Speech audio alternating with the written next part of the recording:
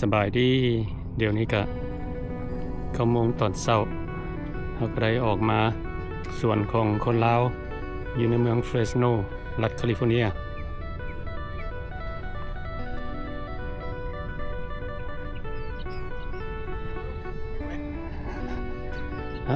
สบายดีGood morning มันช่องของเจ้าช่องอย่างสันติ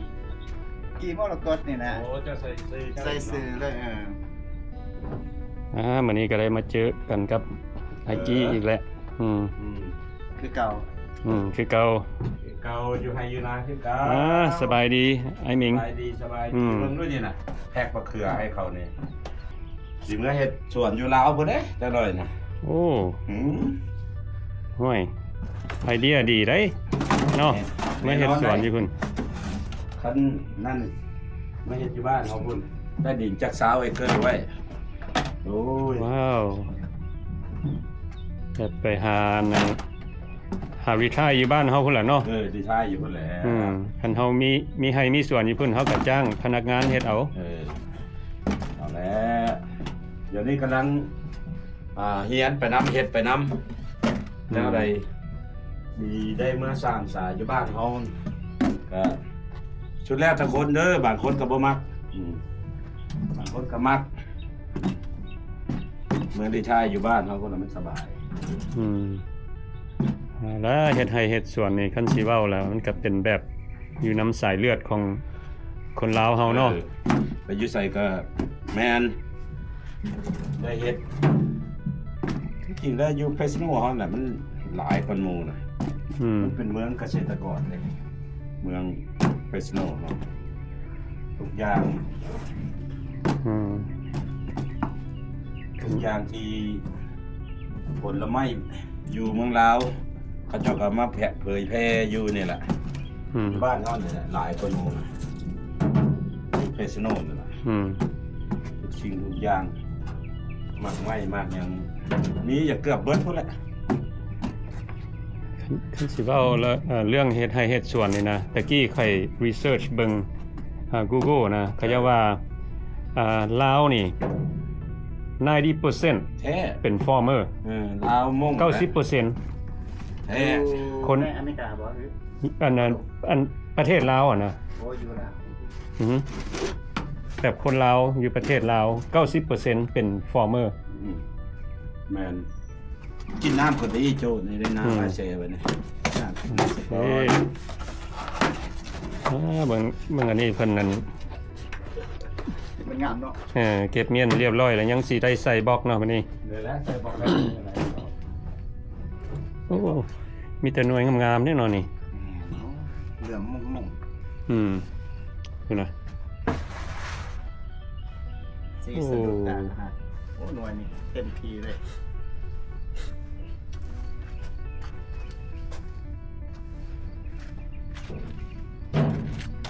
ว้าวมาซื้อมะเขือเด้อพี่น้องเด้อมาซื้อมะเขือน้ำคนบ้านนอกเด้อได้ก็มาเก็บก็ได้หมดฤดูกาลมันได้เนาะมาแต่ตอนจักโมงนี่อ้ายมาว่า7 โมงนี่6 โมงครึ่ง7 โมงพวกนั้นเขาแจ้งมาเขาเฮ็ดด้วยได้เขาว่าแจ้งอยู่พี่แล้วเขาก็เฮ็ดโลด5 โมงพุ่นน่ะถูกแต่ว่าม้าเขาเก็บไว้เรียบร้อยหมดแล้วก็มาแพ็คซอยเขามันเขาเจ้ามาแต่เว้นแต่เช้าได้ก็เก็บนั่นเนาะแต่เช้ามันบ่ร้อนอากาศก็เย็น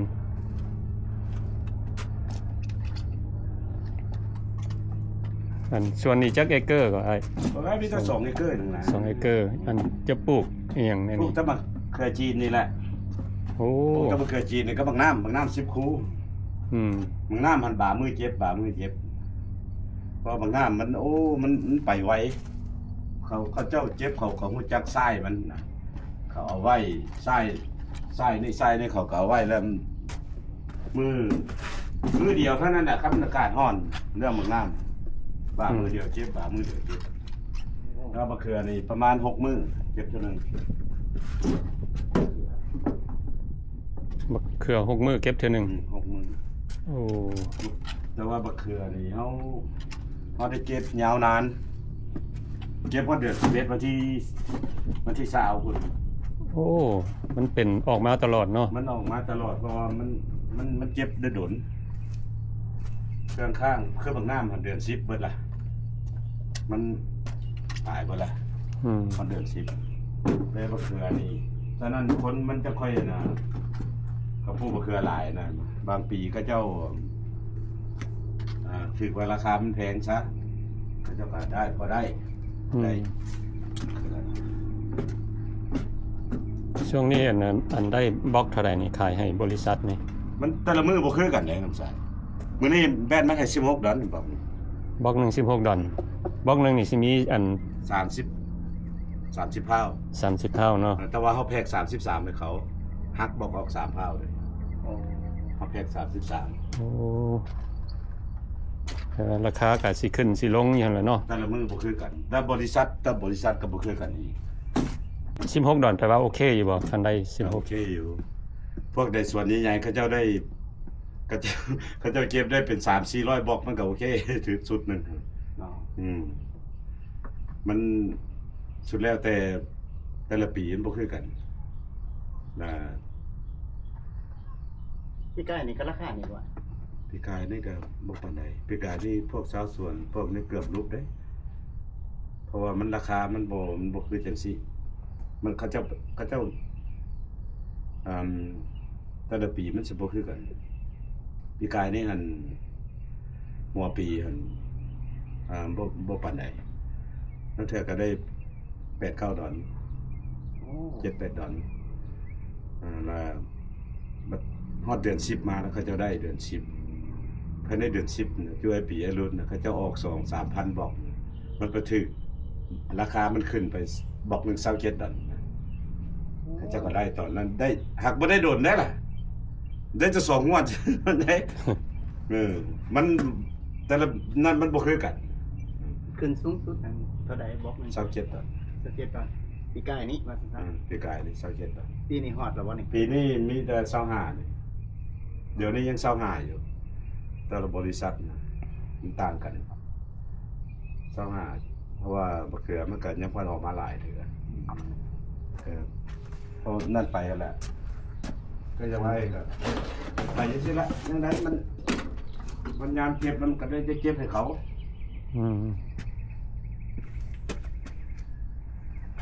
งามเก็บแล้วเนาะอันเริ่มแต่เดือนนี่เก็บมานี่บะเขือนี่เริ่มแต่เดือนเดือน5ต้นเดือน5เลยเนาะ ก็เดือน5ได้เก็บเดือนงวดสุดแล้วแต่พวกเขาจะลงไหน โอ้ คือพวกเขาจะลงเดือน4หั่นเพราะนั้นเลยบ่ส่วนยังบ่ได้เก็บจ้ะ โอ้ แต่ว่าเดือน3วันที่3นี่ลงบะเขือนี่แต่ว่าได้ใส่สโนว์ได้บ่ใส่อันนั้นผ้ายาง กันลม กันอากาศกันนั่น ควบคุมโอ้ปลาย่างนี่ เขาก็ได้เก็บไว้เพราะว่าตอนเดือน3มันยังหนาวอยู่นี่ แม่น เขาก็ได้ใส่สโนว์ใส่อันน่ะเฮ็ดแบบกรีนเฮาส์นั่นแหละมุงฟกบ่ให้อากาศนั่นมันนะ เจ้าลงไว้นี่มันก็อยากเสี่ยงเนาะ เสียงแต่ว่าโอ้ได้เวียกหลายได้ไอเฮ็ดผู้เดียวเอากงเล็กแต่ละลักมันกงเล็กเสร็จเบิดแล้วเราก็พยายามหุ้มมันหอมเมียนให้มันเวลามันอุ่นมันจะค่อยขึ้นถ้าเท่าเฮ็ดน้อยหั่นเฮาแค่ได้คือจังพวกกัน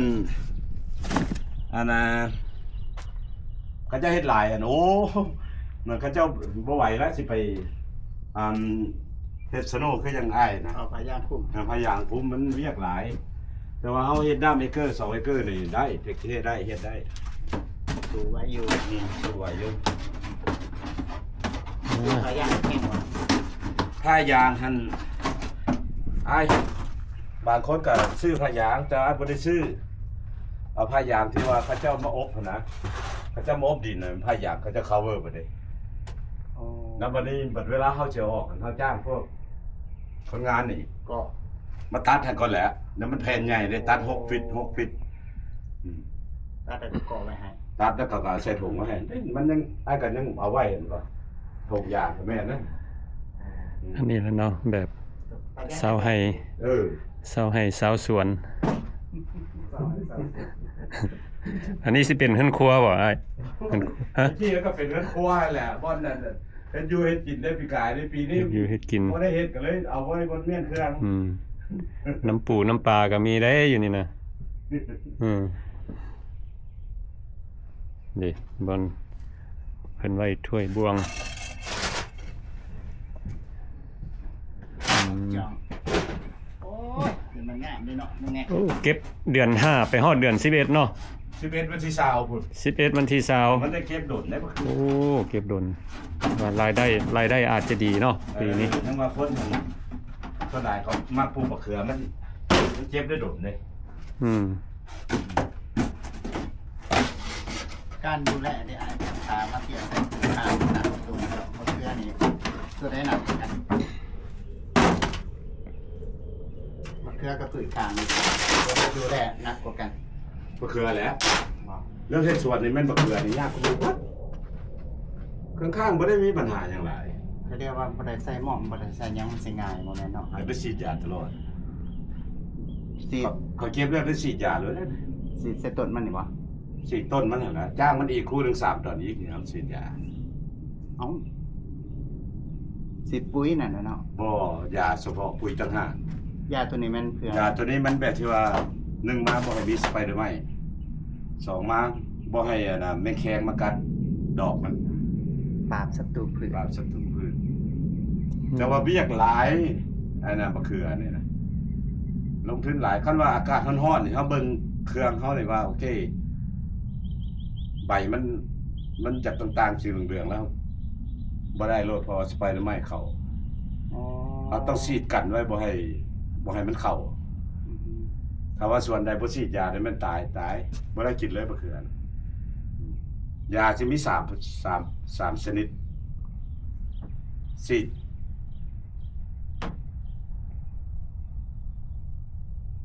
ตัวซีดนี่มันจะเป็นยาสไปเดอร์ไมต์กับยากันแมงแคงขิวๆน้อยๆนะ อือฮึ ถ้าเฮาบ่ซีดมันจะมากัดดอกมันน่ะนะกัดข่วนตัวใด กินเกสรกิน มันกัดแล้วก็มันก็บ่เป็นมาร์กมันนะครับมันดอกมันบ่มีนะต้องได้ป้องกันตัวนั้นนํทุกทิศนี่ได้ฉีดยาบ่เกิดพอเก็บแล้วปุ๊บก็มันฉีดโลด คันเอาบ่ฉีดก็เห็นบ่ดอกมันมาแมงแคงมันสิมากัดนะดอก โอ้บ่ได้เป็นง่ายเด้อพี่น้องเด้อ บ่ได้ง่าย ส่วนนี้บ่มีแนวได้ง่าย เอ เนาะ อแต่ว่าเครื่องข้างหั่นให้มันบักน้ำหั่นเฮาเบิ่งคิดว่ามันคันว่าบักน้ำซะมันคิดว่า มันมีบ้งเฮาฉีดตะกันบ้งแล้วกับยาให้มันเหลื่อมยามันนั่นชื่อมี2ยาตัวนั้น แต่ว่า2ทิศหรือว่า10มื้อให้จังได้ฉีดเทื่อนึงบักน้ำ สิยาอันกันแมงไหม้เนี่ย กันบ้งตัวนั้น กันบกเนาะ กันโบกกับกันนั่นน่ะแม่งไม้ได้แหละมันเหลื่อมคันเฮาบ่ฉีดยาตัวนั้นมักน้ำเฮามันสิโศกเศร้ามันสิเศร้ามากสีมันสิบ่เหลื่อมจังซี่มันนี่พวกคัมปานีเขาก็เบิ่งคันว่าบ่งามเขาก็บอกเด้มันบ่เหลื่อมก็มีเรื่องเฮ็ดสวนนี่บ่ได้ฉีดยามีแต่บักหะ นั่นว่ะ มีแต่บักหะบ่ได้ฉีดยา โอ้แมงไหม้ก็บ่กิน แม่งไม้ก็บ่กิน มันขมเด้ มันขม มันคือหัวจักควมไอ้เป็นแมงไหม้ มีแต่บักหะบ่ได้ฉีดยา คือกับเด็กน้อยแหละเด็กน้อยเขาบ่ได้มากินได้บ่ ขม ของขมนะ ผมก็บ่กิน บ่กินแล้ว เพิ่นอย่าสิว่าแต่เด็กน้อยผู้เฒ่าก็บ่มักกินผมโอ้เยอะประวันเป็นลมคงเป็นยาบ่อยากนะเดี๋ยวนี้ ฉลาดเลือกกินคือกันได้อันแมงไหม้นะ แมงไหม้ก็ได้เนาะ ตัวขมมันบ่กิน แมงไหม้เฮ็ดมะเขือก็เป็นพืชทานนี่ได้ลงขึ้นหลายหนึงมะเขือ มะเขือแล้วลูกขึ้นหลายก็หมู่บัดดินเฮาก็ต้องได้อบถ้าว่าดินไม่จะค่อยบ่ได้อบถ้าบ่อบมันก็มีปัญหาแล้วเห็นบ่ โอ้ ต่างกันเด้ ระหว่างอบกับบ่อบ เออ ต้นมะเขือก็ต่างกันเนาะ มากก็ พื้นที่ มากก็ต่างกันอีกมากก็บ่นั่น ตรงต่างกันว่าซั่นซะ เออ คือจังซี่แล้วนี่พี่น้อง คันมันมีพยาธิแล้วมันก็แบบมนุษย์เฮาคือกันแล้วคนเฮาคือกันนะคันเฮามีพยาธิในตัวแล้วมันก็กินหยังก็กินบ่ได้ มาลองเจาะไป มันลองเกี่ยวใจไปสิซั่นได้ คันมันอุดมสมบูรณ์น่ะมันก็โอเคครับเบิ่งก็งามตาลงมาก็งาม ลงขึ้นใส่พบดินเนาะ ก็เฮ็ดไปซะแหละชาวสวนมันก็ต้องได้เฮ็ดได้งมได้อย่างไปคันเอาลงทุนไปแล้วมันก็ต้องได้เทคแคร์อยู่น้ำห้อน้ำสวนนี่นะเอาไปเอามาลูกเมียยังบ่เป็นห่วงทอจังซี่ซ้ำนะแต่เมื่อคืนนี่รวมกับไอ้รุ่นน่ะเมื่อคืนนี่มีการลักกันเกิดขึ้นเลยเด้ โอ้ ลั แม่น มะ ห เขื วา อนี่อยู่สวนแถวช่วยรุ่น ล้างมะเขือนี่ วันเย็นไอ้รุ่นรายงานมาเมื่อเช้านี่ว่าโอ้หลายปีโทรมาเว้ากันว่าเขาเข้าลักมะเขือ โอ้ ระวังเด้อคันมันมีราคาดีได้เปล่าเห็นได้ลุ้นรายงานเมื่อเช้านี่เนาะว่าเขาลักมะเขืออยู่พี่เขาลักมะเขือกันแล้วสันอันนี้พวกเฮาสิมีวิธีปกป้องผลประโยชน์เท่านี้ได้ ปกป้องบ่ได้แล้วคนสิลักเนาะมายังแล้วโอ้ บ่ได้แล้วยังให้ส่วนแบบนี้ ว่าพี่เจ้าระวังเอาเด้อผู้ใดมะเขืองามมัน นอนเฝ้าเด้อมันเมื่อคืนนี้เห็นรายงานมาตั้งแต่แถวนั่นพูดกันว่ามีรักกันเลยเด้อ โอ้ผู้หลักกับสิหลักจะได้เด้เนาะสิหลักไปกินบ่หรือสิหลักไปขาย น่าไปขายนะพวกฟรีมาร์เก็ต อ๋อ พวกฟรีมาร์เก็ตพวกนั้นมันหลักใส่รถไปแล้วก็ไปใส่เบ้าขาย หรือว่าเทศถุงขาย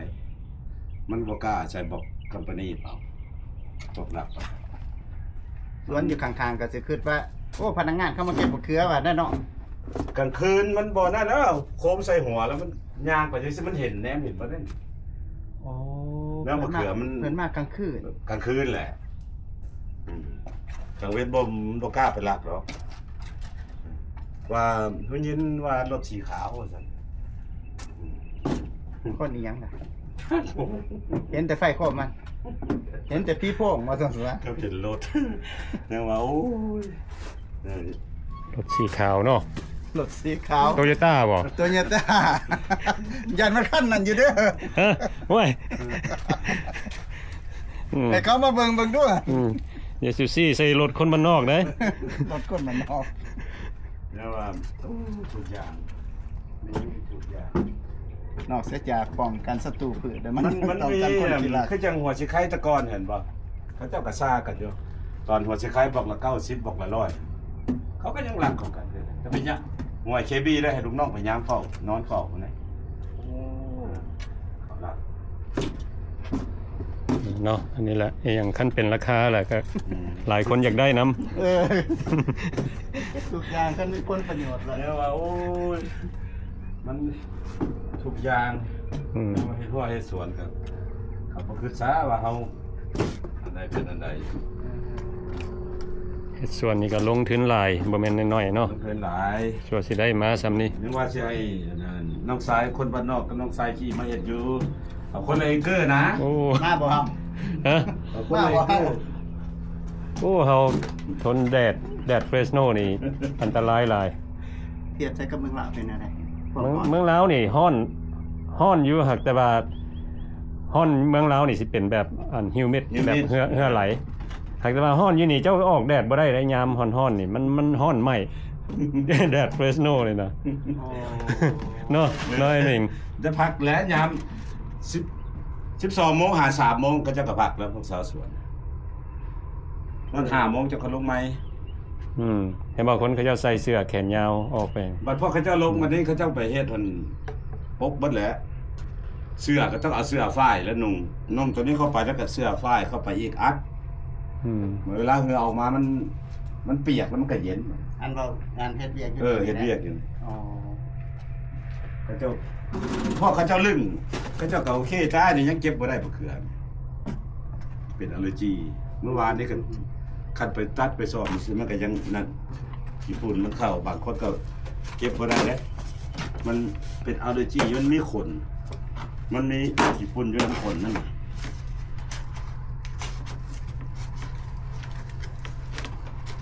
สิแบ่งให้จักคนละเอเกอร์นี่ก็ยอมแม่นบ่คนมันเนาะ ยอมแหละเขายอม อันที่ว่า เพื่อสิได้มาแพ็คใส่กล่องจังซี่เนาะโอ้สู้กับมันบ่แม่นง่ายแมันบ่ ต้องได้สู้ต้องได้เบิ่งได้สู้ได้แยงสับกับลูกพุ่นนะ อืม อันนี้เขาต้องสังเกตว่าเครื่องเขานี่มันออกมาจากซี่มันสิกินอะไรเห็นอะไรปุ๋ยหยังมันต้องมีปุ๋ยแต่ละนัมเบอร์บ่คือกันอีกตอนมันยังน้อยบ่เป็นดอกก็ต้องกินปุ๋ยตัวนึงตอนมันเป็นดอกออกมาแล้วก็ต้องได้กินปุ๋ยตัวนึงแล้วมันได้แยงมันอยู่แล้ว เปลี่ยนหัวอาหารหายก็เลี้ยงเป็ดหน่อยเนาะ ยาคือกันฉีดยาบ่ถือก็บ่ได้อีกยาบ่เครือก็ตั้งห้ามยาบ่งามก็ตั้งห้ามบ่ได้มันฉีดยาเดียวกันเด้ อายเฮ็ดอันนี้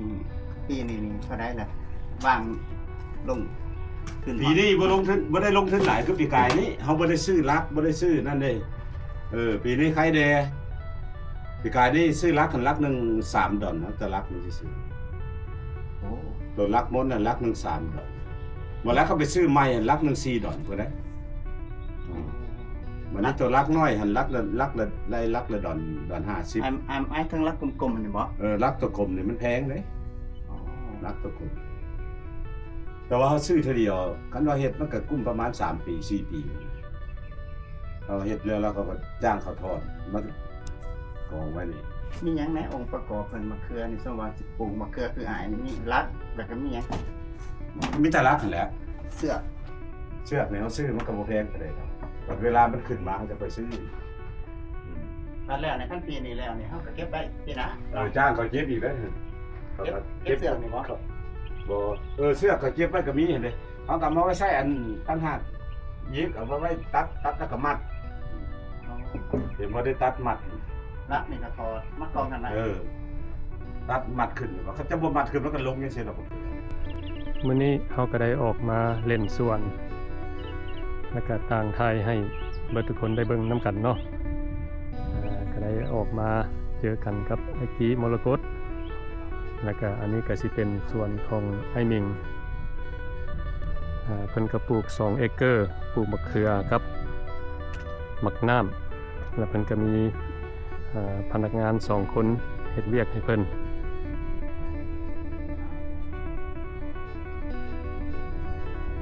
โอเคก็บ่มีหยังหลายเนาะก็ถ่ายให้พี่น้องได้เบิ่งนํกัน อันนี้แหละคนลาวเฮาเนาะบ่ว่าจะอยู่ไสเป็นคนลาวหลายคนเพิ่นก็มักปลูกฝังก็เป็นฮอบบี้ของเพิ่นเนาะดีก่อนอยู่ละล่ะโอเคก็สิขอจบคลิปนี้ไว้สำหรับซะก่อนเนาะแล้วก็พบกันในคลิปต่อไปขอขอบใจทุกคนที่เข้ามาเบิ่งวิดีโอของเรา